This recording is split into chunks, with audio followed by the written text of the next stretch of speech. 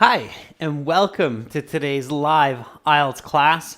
My name is Adrian, and I'm streaming to you from beautiful Victoria here on the west coast of Canada, situated on the southern tip of Vancouver Island. For those of you that don't know, it's a big island. It looks small on the map, but it's a big island. Welcome, Jaineel. Hi, Kyber. Hi, Mohit. Welcome, members. Hi, Carolina. Good to see our moderator back in the class. That's fantastic. Hi, Rajdeep. Welcome, students. All right, in today's class, everyone, we're looking at speaking part 1. And the focus here is to practice lots so that you're not scared, but that you're getting a band 9 instead. While we wait for some of your fellow peers, this lesson is presented to you by aehelp.com. That's academicenglishhelp.com. For our general IELTS students, check us out at gieltshelp.com. That's generalieltshelp.com. All right. So Kyber was asking a good starting question, asking how I'm doing today. To be perfectly honest, students, I'm not feeling so hot today. Yesterday, I got my second shot of Moderna, the vaccine, and definitely feeling the side effects of that, nausea, headache, and all that. But I'm here with you teaching, and one of the very, very important parts of life is to push past difficulties, keep your eyes on the prize, and just do your best. And I think that's the way I'm going to use my situation to encourage you for your IELTS exam. So come rain or shine, when you have your speaking interview, pull yourself together, give it 120%, and you'll do just fine. Thank you, proud nerd, for that wish. I appreciate it. All right. So let me show you what our websites look like. This is our academic IELTS website here. I'll just log on, aehelp.com. And on this website, you have lots and lots of resources to help you improve and reach your desired band scores. You can even find other students to chat with. So this is aehelp.com with the blue background. All you need to do is click that big red button. It's a one-time payment, lifetime access, doesn't cost very much, and it will certainly benefit you for the IELTS exam. All right. For the general IELTS, we have a separate website because general IELTS students are different. Their targets are different. Their reading and writing sections are fairly different. So it makes sense to use completely different platforms for that. So this is the general IELTS, gieltshelp.com. Click that big red button to join the premium package there. Again, it's a one-time payment for a lifetime access. We are a British Council IELTS Registration Center and certified agents, so you're in great hands with us. Hi, Rumi, over in our General English Help channel. All right. So, everyone, if you have questions, you can send me an email, adrian@aehelp.com. If you want to get our apps, just go to your app store and search for Academic IELTS Help and General IELTS Help. And we've got a full week of classes from today till October 2nd. So we've got speaking right now, and then later in the week we'll have reading, listening, Q&A sessions, and some more speaking. So look forward to that. The times and the schedule are on the YouTube channel and also on our Instagram. Okay, everyone. So let's get into some speaking. Enough of the preambles, right? Preamble, meaning the message coming before the main content. So let's speak and repeat. Okay, so speak and repeat. Copy my intonation, copy my pronunciation, copy my fluency as much as you can. If you're having difficulty, just do your best, as I mentioned at the very beginning. And this lesson will be available on the channel, so you can go back and practice a few more times. You'll learn lots of great vocabulary throughout the lesson. You'll learn expressions, write these down. And again, don't just write, but also speak. Okay, speak, speak, speak. All right. You get to your IELTS speaking interview. You have to be there 20 minutes before to register, but you should be there an hour before so you can practice your speaking, get confident, get comfortable so that you're not freaking out and you're not anxious and you're not scared. And then when you get called in to your speaking interview, you'll sit face to face with the examiner. For sure, you'll still be wearing face masks. It's standard COVID protocol, so make sure to practice with face masks.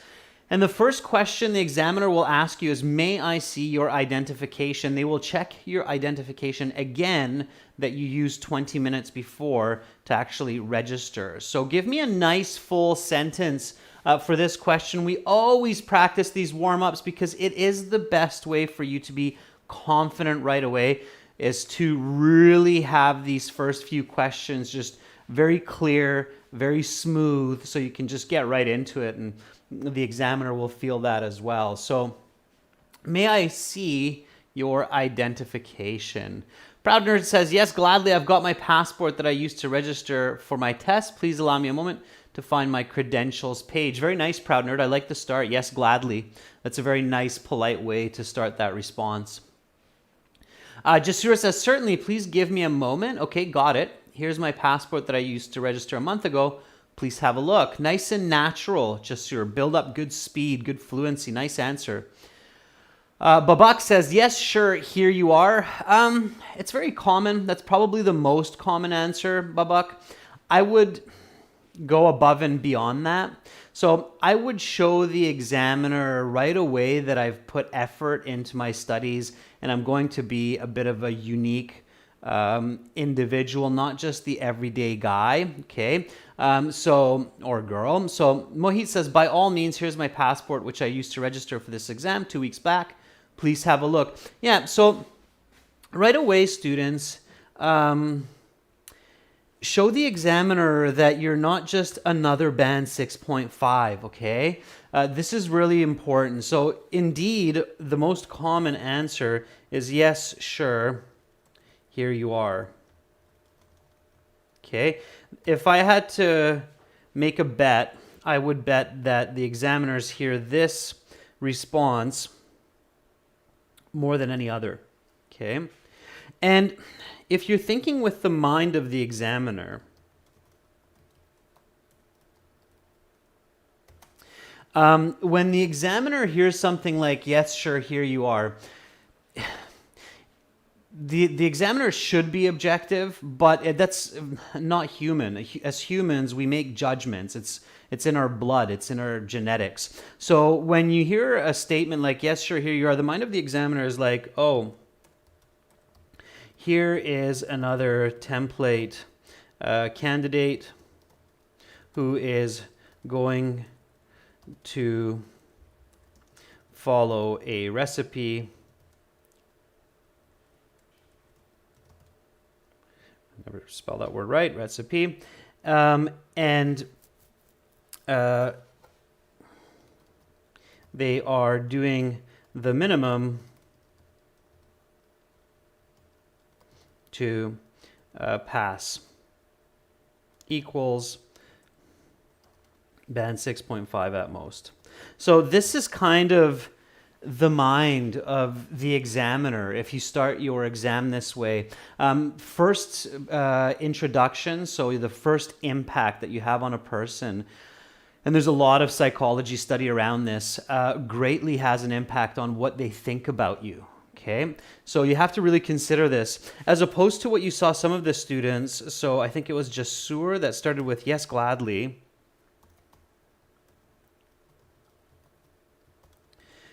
Here is my passport that I registered with about a month ago. And here is the credentials page with my info. Okay, so in this case, the mind of the examiner is, oh, what a pleasant surprise. here is a candidate who is here for a good conversation to show their best English. That's the difference. And no matter who says what, our minds are working a mile a minute. There's a nice expression for you, a mile a minute. And our minds are working a mile a minute, okay? So certainly the examiner is no different. They're human, they're not a robot. They're critiquing your every word, every sentence, every expression. And that's the big difference there between starting with a simple, yes, sure, here you are, versus a yes, gladly, here's my passport that I registered with about a month ago. Here is the credentials page with my info. Does everybody see the difference? Think about it as if you were the examiner, how that would impact you, one versus the other. So A versus B. Okay, Kyber says, yep. Okay. Space Odd Jobs is asking, is eye contact necessary during the speaking exam? Yes, absolutely. Okay, Carolina agrees as well. And I think that's a good question to ask at this point, Space Odd Jobs as well, is eye contact necessary? There's no such thing as necessary. It's just what you should and what you shouldn't do. Okay, so don't think about it as I need to do it or I don't need to do it. It's what you should do. Okay, so, and definitely you should make eye contact right away, as this shows a genuine communication with confidence. Okay, so definitely make eye contact during these introductory questions like, may I see your identification and what's your name? I don't know about you, but if somebody's not looking into my eyes when they're telling me their name, like if somebody's like, my name is John Anderson, I start to get kind of some weird ideas like, is this person really John Anderson, or what's going on here? So again, humans are emotional beings, and even though the examiner should be kind of a flat emotion, inside there's still emotions going on. And if somebody's looking all over the place except in their eyes during their name and their passport, then of course they're going to feel like, what's going on here? Is this, maybe I'll double check my notes here, make sure this person's who they say they are, right? Okay, so definitely make eye contact right away, and you don't have to stare at the examiner throughout the conversation. So you don't have to be like, yes, hi, my name is. Okay, that's kind of weird too, but just natural, confident eye contact. Okay, all right. Mr. Rigel, thank you so much for your super chat donation. I rarely get those. It's very kind of you, and congratulations on your great score. That's fantastic. Nicely done. Nicely done. Okay. All right. And so let's go to that next question. And when you're practicing this, practice your eye contact. Okay. So what is your full name? Again, give me a nice sentence for this question. So what is your full name? I'm going to answer it. You answer it. And then we'll move along here. I would like to do a lot of practice with you today. So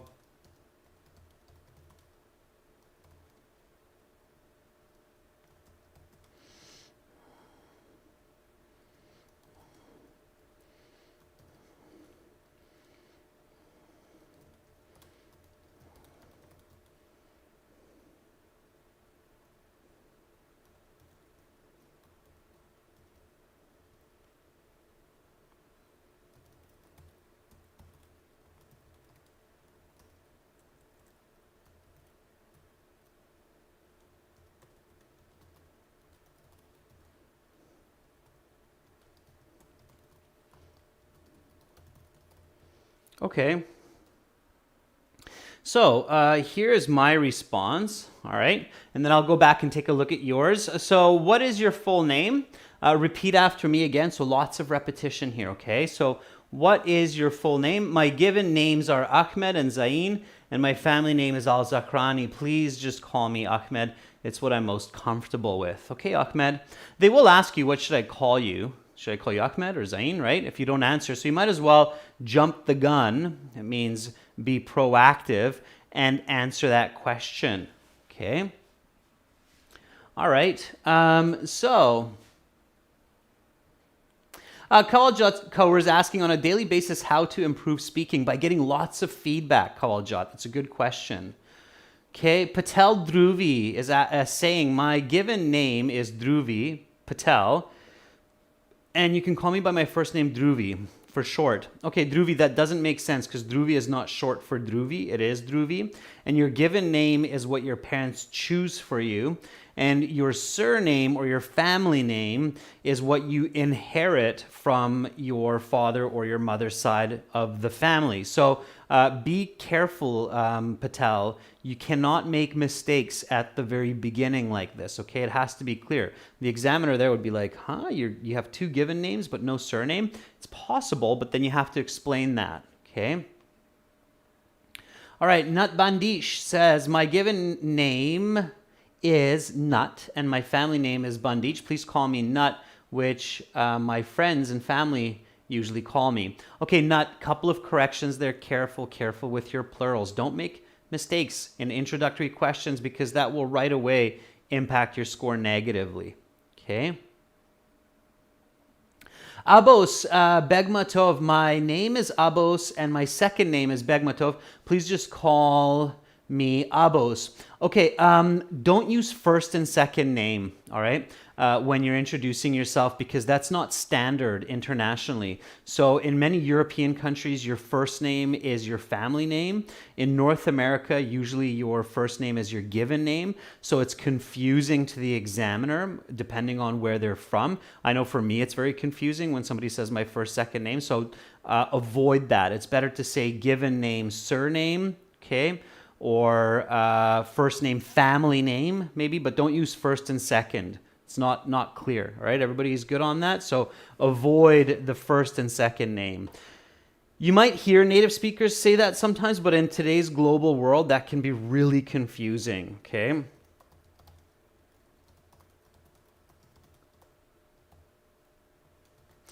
So saying first and second names can be really confusing because these change depending on culture.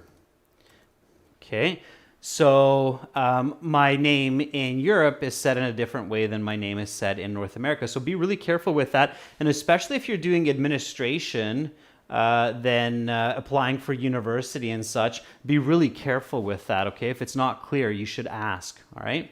Okay, so let's keep going. Next question. So at this point, the examiner will say something like, okay, so for part one, I will ask you a couple of questions to get to know you better and some questions on a general topic.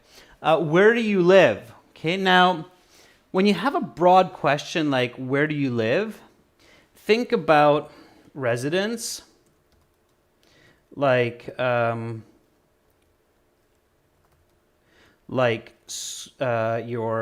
house or apartment. And also think of location, like city, country. Okay, so be specific, all right? Where do you live? Jainil says, I live in a 2-bedroom condo in a high-rise building in the heart of Surat, which is near Bollywood City, Mumbai, in the western part of India. I've been residing with my family there since 2012. Kevin Bowie says, I reside in a fully furnished 3-bedroom flat on the 21st floor of a white-walled building in downtown Hanoi overlooking Sword Lake, which is an iconic feature of the city. Okay. All right, Kevin, very nice. I added a couple of words that I thought would make it even a bit better, but overall, very well done. Okay. All right. If you can, show your present perfect right away. This question is great for that. So I have been, okay? Present perfect continuous. I have been residing. I have been living. It's a great place to do it, okay? Mohit says, I live in a 4-bedroom, 2-story family home in the suburbs in the city of Ajmer, which is a beautiful lake city in the central part of Rajasthan in northwest India. Mohit, that's beautiful. That's a very nice description. I can literally visually see where you're living, and that's going to be clear communication. Okay? So, yeah, you could simply say, I live in a house in India, but that's like, okay, a lot of people do. So where exactly, right? So you want to be specific. So where do you live? I live in a 3-story townhouse with my lovely wife and children, not too far from the downtown core of Victoria, the capital of the province of British Columbia. I have been living here for the past 3 years. Okay? So there's another standard answer. Look at all the grammar. Look at all the complex grammar. That's one of your key marking criteria. Grammar complexity, grammar accuracy. Okay? So repeat after me. Where do you live? I live in a 3-story townhouse with my lovely wife and children, not too far from the downtown core of Victoria, the capital of the province of British Columbia. I have been living here for the past 3 years. Okay, that's a clear answer. And then stop, all right? Students, candidates often have difficulty finding the right balance of how much they should say. You should feel that. So you should know when you've said enough, and you should know when you've said too little. Okay, complete the answer. When you give the right answer, you know it's the right answer. So when you give an answer like this, you know that, okay, I've given detail, I've answered the question completely, but I haven't gone off topic. So I'm not going to talk about Victoria being on the southern tip of Vancouver Island. It's a garden city. There are a lot of students living in the city because it's a university town. That's too much information, okay, obviously. So the question is just asking, where do you live? So careful with that, okay? And then the next question here is, what do you do at weekends? It's very British. In Canada, US, we would say, what do you do on the weekends? But in the UK, Australia, New Zealand, they would say, what do you do at weekends? And this means kind of on your days off, but maybe you're working. You have to explain what you think weekends are, right? So if you consider weekends your days off from work or school, or if you consider weekends Friday, Saturday, or Saturday, Sunday, you have to make that clear, right? Okay. So give a nice full sentence answer for this one. All right. Dua Khan says, I live in a crowded city of Pakistan. Dua, that's for the previous. Dua, make sure to include your residence as well. Like, where do you live? In a house, in an apartment? Okay. All right. Kevin Bowie says, at weekends, I like to stay at home and bond with my family by cooking up goodies, because we hardly have proper sit-down meals on weekdays. Yesterday, I filled their bellies with spicy lamb casserole and pepper dumplings. Yeah, that's good. At weekends, I'd like to stay at home. It's kind of awkward because then you have to go into explaining, Kevin, what you actually do. It's conditional in that sense. So careful with the would and the would contraction, students. Oftentimes I hear people misusing would in context. It's just better to be safe and use affirmative language, especially in the beginning. Like, on weekends, I like to do this. Not I would like to do this, because then the question in my mind is, well, what do you actually do then? Because that's what I'm asking you, right? So sometimes students confuse the would or the apostrophe D, meaning would, with polite language, but it sometimes actually means conditional language, like you would rather do that, okay? All right.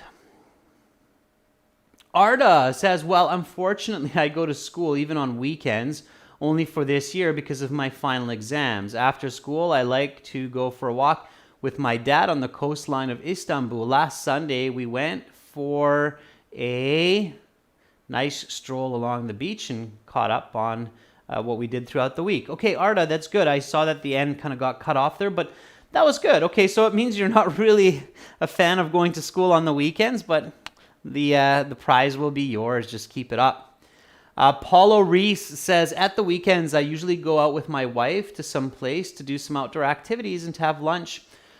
We go to church on Sunday, and we like to visit my parents and mother-in-law as well. Paulo, those are really nice. It's really nice description. I can literally visualize you and your wife doing these activities on Saturdays and Sundays, and that's very good descriptive language. Okay? All right.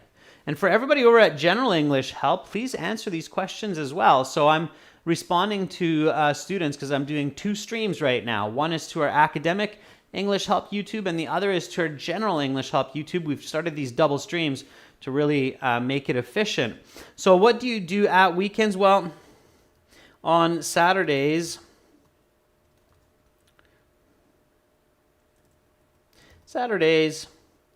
I like to hang out with my friends.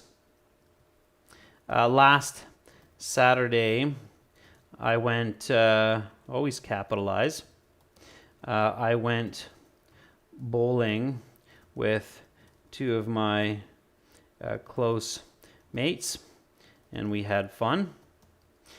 Sundays, I mostly dedicate to family time, cooking up a good meal, going for some fun in the park, and watching a family flick in the evenings. Okay, so there's a nice natural answer where you give a very clear, quantitative, measurable, visual response. And that's what you should be focusing on, okay, is thinking about good quantitative visual response. Again, I'm introducing new vocabulary and expressions here for you as well, so make sure to write this down and practice, okay? All right, here we go. So what do you do at weekends? Practice asking and repeating questions, students, as well. That will help you get a more holistic idea of the conversation, okay? So one more time from the top. What do you do at weekends? Well, on Saturdays, I like to hang out with my friends. Last Saturday, I went bowling with 2 of my close mates, and we had fun. Sundays, I mostly dedicate to family time, cooking up a good meal, going for some fun in the park, and watching a family flick in the evenings. Okay, notice this interesting expression here, cooking up a good meal. It means you get really busy in the kitchen, you're stirring, you're boiling, you're baking. Okay, notice this phrase here, mostly dedicate to family time. You dedicate your time. It's a common collocation in English, to dedicate time. So it's these kinds of expressions that will boost your lexical resource mark and your natural language. Okay? All right, so focus on those. All right, so far so good.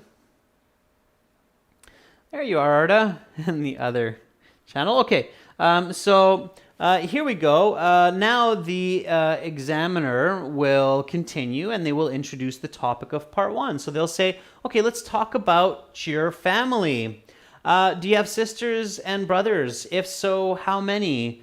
Okay, so give me a nice full sentence for this one. Do you have sisters or brothers? If so, how many? Now, right away, when you hear the word sisters and brothers, you should be thinking about the word siblings. Okay, for vocabulary. All right, let's see what you come up with. Jasur says, my family is not so big, so I have 2 siblings, and both of them are boys, my brothers. They are always ready to give me a hand, and I'm very glad to have such lovely siblings. Okay, Jasur, so instead of repeating brothers, that's where you could use siblings. Okay, all right. Hoang is asking a question like, can I curse during the IELTS speaking, you can, but it's going to lower your score. Not because it's offensive, like you might surprise the examiner, but because it's poor communication. Okay, so cursing while speaking, unless it's some very specific context, is poor communication. Okay. Proud Nerd says, indeed I do. I have only one sister. She is 14 years younger than me. This age gap makes it difficult for me to have much communication with her. Oh, wow, Proud Nerd, 14 years. That's impressive. I'm sure later in life that gap will become less obvious, less valid. So hang in there, okay? Once we become adults, we're adults. All right. Tanush Puri says, yes, I have an elder sister. She is currently working in Halifax, Canada. I'm really glad to have such a lovely sibling. Careful, Tanush. Lovely siblings, but you only mentioned one sister. It's confusing, so don't make plural confusions, right? If I say I have one sister and I have such lovely siblings, it's kind of like, but you said you have one sister. So you'd have to have at least two in order to make that plural. Okay, careful with your plural singulars. They're awkward if you miss them. Bafia says, yes, I do. I have an elder sister who is actually 4 years older than me. We have a great relationship together. Okay. All right. Arnob says, I do have an elder sister and she is very annoying. Just last week, she pulled my hair and she kept laughing while I was crying a river of tears. All right, Arnob. I don't know what it means by while I was pouring down, but I'm guessing you were maybe crying or something like that. So, yeah, don't let your sister pull your hair. That's not nice. Okay. All right. So again, focus on paraphrasing using different words. Yes, I have two siblings,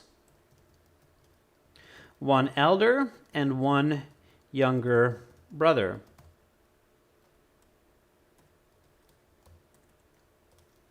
My older brother, Raf, is 2 years older than I, or than me, and I am 3 years older than my younger sibling, Mario.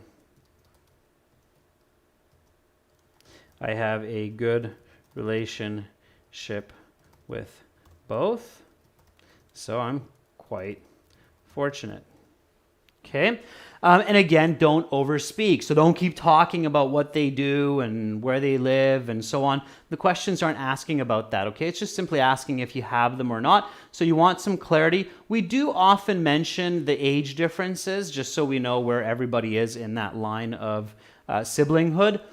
So here we go. Repeat after me. Do you have sisters and brothers? Yes, I have two siblings, one elder and one younger brother. My older brother, Raf, is 2 years older than me, and I am 3 years older than my younger sibling, Mario. I have a good relationship with both, so I'm quite fortunate. Okay, and that's it. And then I stop. Okay, now it's clear for the examiner what I'm saying. All right? Okay. All right, so this is more of a broad question. Okay. What was it like growing up in your family? Now, please don't give the examiner your entire life story. That's going to be too much.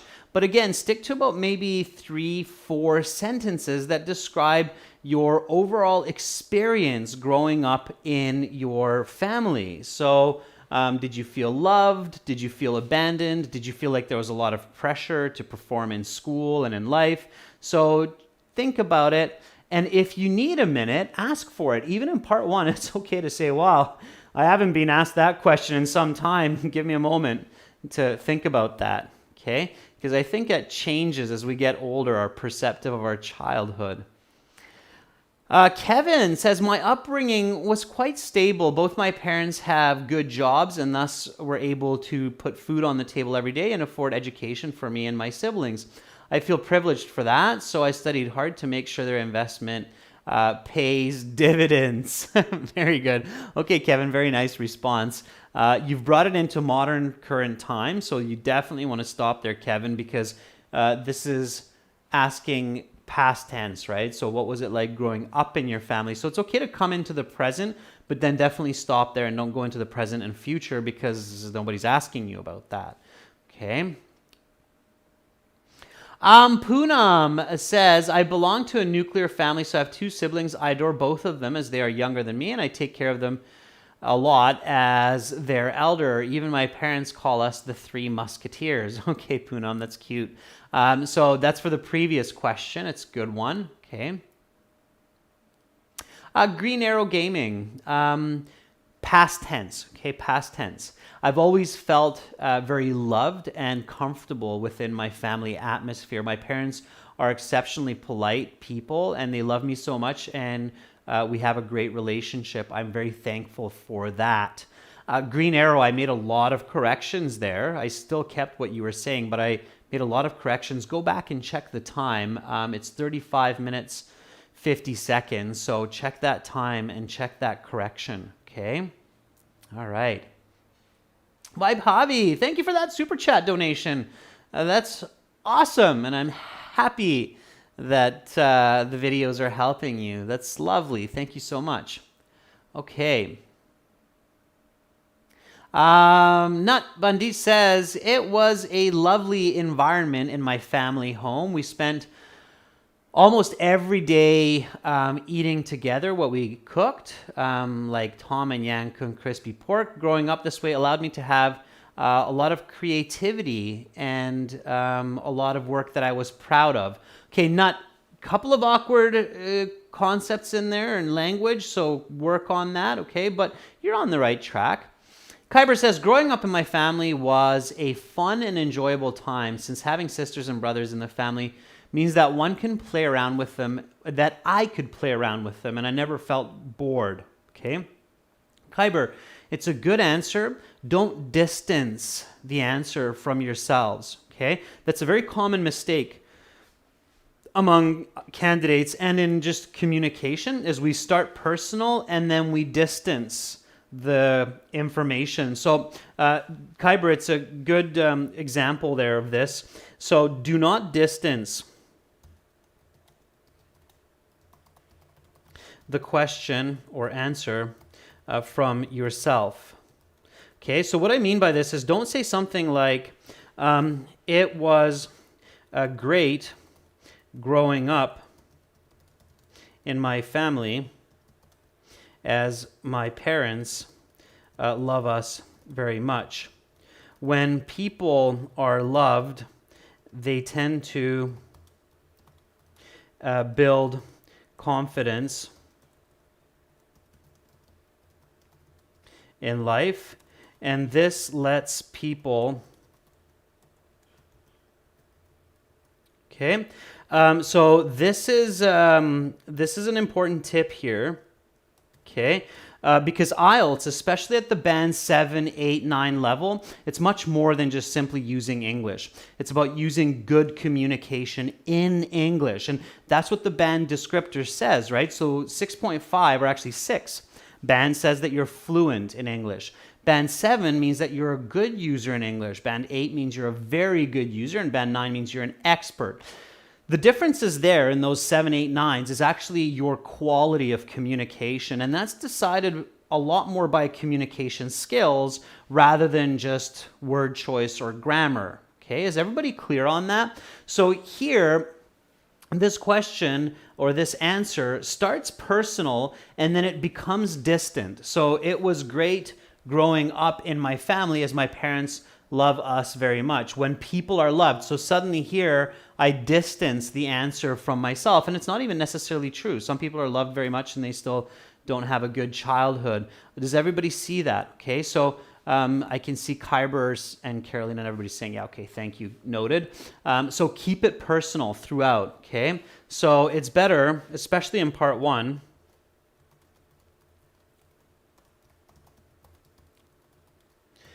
to keep your answers personal, okay? So it was fun and challenging to grow up in my family. As you may have realized, I am a middle child. So some people say I have middle child syndrome, which means that I am very competitive. Indeed, I always tried to one-up my siblings growing up. Nevertheless, I attribute my family dynamic to my successes in life. Okay, so here's an interesting answer for you. And I think, a lot of people do think about their childhood and their place in the family and how they've come to be the individual they are today. And it's great if you can express that in English, okay? So here we go. Repeat after me. What was it like growing up in your family? It was fun and challenging to grow up in my family. As you may have realized, I'm a middle child, so some people say I have middle child syndrome, which means that I'm very competitive. Indeed, I always tried to one-up my siblings growing up. Nevertheless, I attribute my family dynamic to my successes in life. Okay? So that's a very clear, natural response. And notice some very unique language here. So one-up somebody means that you try to be better than them by just a little bit. Okay? So if one of your brothers or sisters runs 100 meters in 13 seconds, then you will try to do it in 12.5 seconds so that you one-up them. Okay? One-up means to do a little bit better. Okay? And of course, I'm sure in many other languages as well, you have these kinds of stereotypes with middle child syndrome, first child syndrome. And does anybody know what we call it when you're the last person among your siblings? So this would be my younger brother. Okay? How would you refer to that? Anybody know what that's naturally referred to usually in English if you're the last of the siblings that's born? There is a way to express that as well, just for fun. I'm curious if anybody has heard that or used that. Okay. Ikram, youngest is not the expression. Of course, you'd be the youngest, but what's the expression? Okay. So the youngest sibling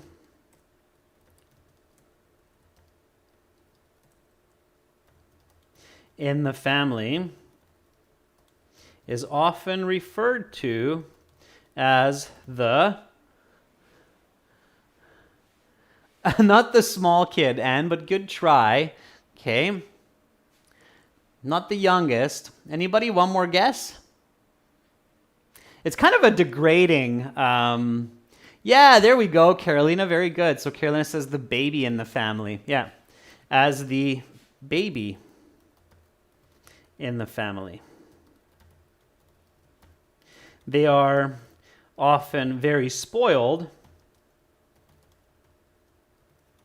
or very neglected.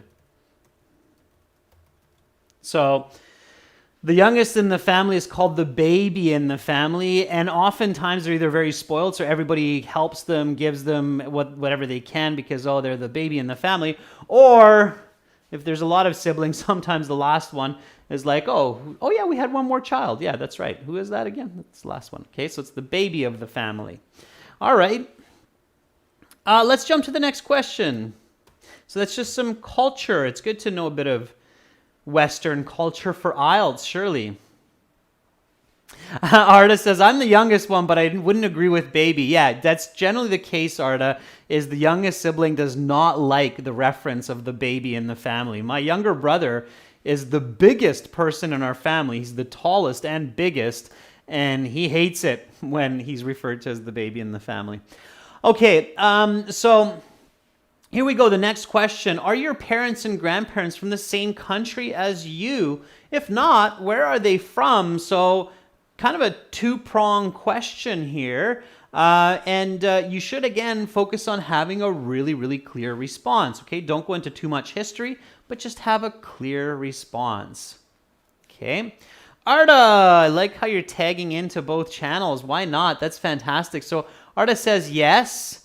Both my parents and grandparents are from Turkey, but most of my relatives live in England, such as my aunts and uncles and cousins. When I was in my mother's belly, my parents thought about immigration. Okay, Arda, very good. Not either my parents and grandparents, but both my parents and my grandparents. Okay, Jasur, I have been living in Uzbekistan since birth, but in fact, my ancestors are Iranian, and some special events and customs are still celebrated and followed in my family, and I have learned a lot about that. Jasur, that's a little bit off topic. Here we're focusing on your mom and dad and your grandparents, so not necessarily your ancestors. So tackle the question a little bit more accurately. Okay. Kaing Thinzar says, yes, both my parents and grandparents were born and raised in Myanmar just like me. We always celebrate our traditional festivals together, and it is really enjoyable, and it is a really enjoyable part in my life. Okay, Kaing, it's very good. You can actually add a little bit more to that. So you can say, my family has been in Myanmar for generations, as long as we know, okay? All right, so you can add more to that. Mad Gamer says, my parents and grandparents are both from the same country as I. They're from India, and I also have Indian nationality. That's very good, but India is a very big country, and India has a lot of subcultures. So you might go into a little bit of detail, okay? So you might say something like, yes, both my parents and grandparents. Here, let me do an example here for you. So yes, both my, so if you're from a big country, you can do it this way. Yes, both my parents and grandparents are from India, the same as myself. However, they have moved around various regions. My parents were born in Kerala, but my grandparents are from Uttar Pradesh.